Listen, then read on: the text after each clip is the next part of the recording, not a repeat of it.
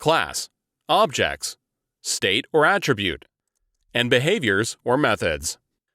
Java is object-oriented programming is associated with classes and objects. A class is the blueprint from which individual objects are created.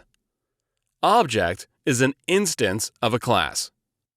The object is created from a class. Objects are the key to object-oriented programming. Example of objects: dog, car, table, and bicycle. The object have two characteristics: state and behaviors. In this example, dog is class name. State are age, color, and size. Behaviors are run, sleep, and eat. An object stores its state in variables field and implement the behavior by the methods.